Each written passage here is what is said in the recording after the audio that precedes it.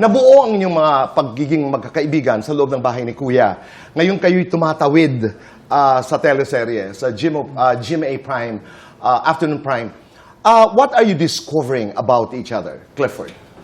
Para sa akin naman, Tito Boy, I got to discover their side as co-actors and as workmates. Kasi syempre sa bahay ni Kuya, I got to know them for who they really are. Like, I got to know Marco for Marco, Heath for Heath, Caprice for Caprice. Personal, in other words. Personal. Okay. Pero dito naman, Tito Boy, I got to know them as workmates, as co-actors, and may kita ko po talaga na sobrang professional sila. When it comes sa asaran, pero when it comes na actors in na, talagang lock in na po. So ilarawan mo nga sa amin in Cebuano.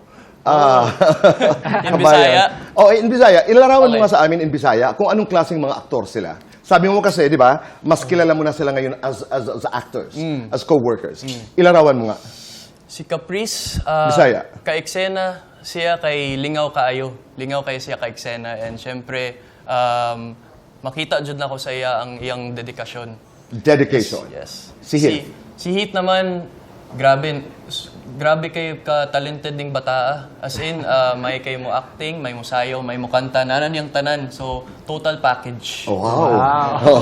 Si Marco, idol na rin ako. Bata pa lang siya. Idol na ako. Kaya, para sa ako, dream come true talaga na ka-eksena ko na siya. Nakakatuwa naman. Ako rin, bata pa ako, idol na kita. Sabi ko kanina doon, kay Boss Vic, ilang taon ka na ba doon nag-uumsa? Pareho kayo ni Caprice, diba? You started really young, as a matter of fact. Okay, so, mabilis na lang, what are you discovering about them? For me, na-discover ko kung gaano sila ka-passionate sa craft. And kumbaga, since I've been in the industry for quite a while now, parang dito, mas bumabalik yung energy, ng youthful energy. Dahil sila yung kasama. Galing, no? Heath, ikaw. Ako po, ang dami ko po natututunan sa kanila and I get to learn tips from Marco, from Clifford, from Caprice, just by watching them act po. So, ayun, I'm really thankful to get to work with them. So, hindi na-verbalize yung, you don't verbalize tips, but you watch, Yes. and then you learn. Interesting. Caprice, ikaw, what are you discovering about the three? Nakita ko rin po kung gaano po sila ka-dedicated lahat sa craft nila. Kasi may mga times po nagkukulitan kami, pero kapag actors in na po talaga, lahat po ready. Alam po nila yung mga lines nila, yung mga gagawin po nila. Focused po lahat. Ang sarap na katrabaho ang mga ganon.